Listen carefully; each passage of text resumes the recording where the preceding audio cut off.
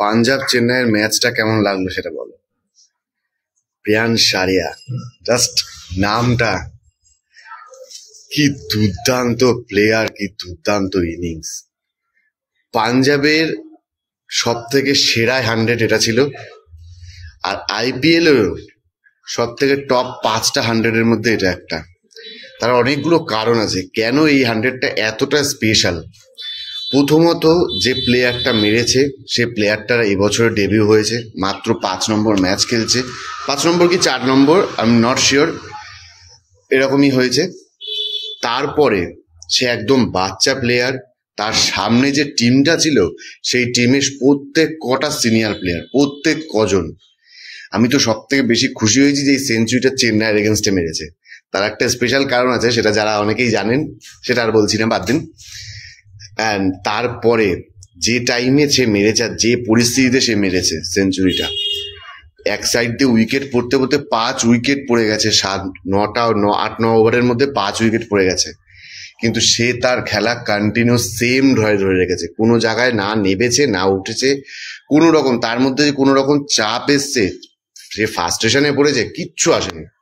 প্রথম থেকে শেষ অব্দি যতক্ষণ সে খেলেছে ততক্ষণ অব্দি একই রকম খেলে গেছে। মানে এত সুন্দর প্রেশার সে কন্ট্রোল করেছে, এত প্রেশার অ্যাবজর্ব করেছে, দেখার মতো।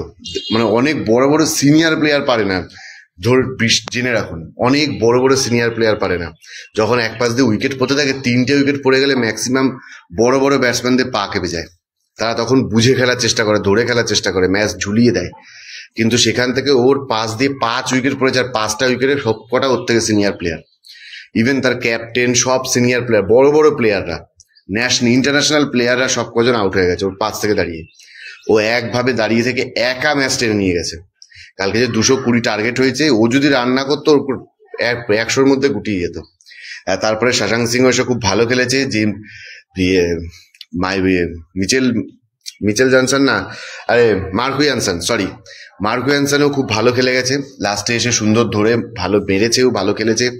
কিন্তু প্রিয়ান সারিয়া, মানে জাস্ট ভাবা যায় না, এত দুর্দান্ত খেলেছে। আমার সত্যি কথা, এরকম সেঞ্চুরি আমি খুব কম দেখেছি, আর এরকম সেঞ্চুরি দেখতেই ভালো লাগে, যে একা দাঁড়িয়ে একটা সিনিয়র টিম, ভাবুন, লেজেন্ড আশ্বিনের মতন বোলারকে সে মেরে 50 করছে, পাথিরানাকে মেরে সেঞ্চুরি করছে।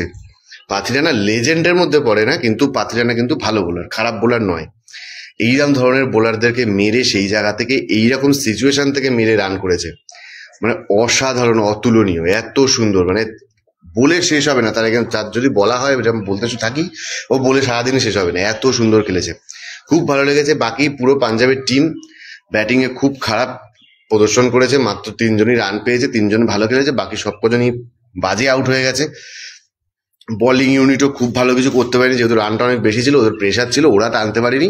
পাঞ্জাবের চেন্নাইয়ের টিম ব্যাটিং ইউনিট শুধুমাত্র কনওয়ে আর ছাড়া, শিবম দুবে ছাড়া কেউ ভালো ব্যাটিং করেনি। শিবম দুবে কিন্তু প্রতিদিন এসে ছোট ছোট নকগুলো ভালো ভালো নক খেলে দিয়ে যাচ্ছে, বাকি সেরকম কেউ করতে পারেনি বলে ওরা ম্যাচটা হেরেছে। আর ফিল্ডিং, কালকের ম্যাচে দুটো টিম টেক্কা দিয়ে ফিল্ডিং নষ্ট করেছে, ফিল্ডিং মিস করেছে। কে কটা ফিল্ডিং মিস করতে পারে, কে কটা ক্যাচ মিস করতে পারে, এত বাজে ফিল্ডিং। একটা এত বড় লেভেলের একটা লিগ, মানে ওয়ার্ল্ডের টপ লিগ, সব থেকে দামি লিগ এটা, সেই লিগে এইরকম ফিল্ডিং, খুব বাজে ফিল্ডিং হচ্ছে দুটো টিমই। অনর্গল ক্যাচ ছেড়ে গেছে। তারপরেও তাদের রান এরকম জায়গায় গেছে, তাদের পাঞ্জাবের অতগুলো উইকেট পড়েছে, চেন্নাইয়ের এতগুলো উইকেট পড়েছে, কিন্তু চেন্নাই হেরেছে, পাঞ্জাবের অত রান হয়েছে, মানে কত বাজে ফিল্ডিং হয়েছে ভাবা যায় না।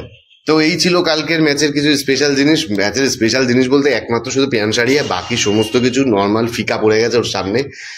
তো এই ছিল ম্যাচ ভিডিও। যদি কিছু বলার থাকে লাইক করে বলবেন, কমেন্ট করে জানাবেন। ধন্যবাদ।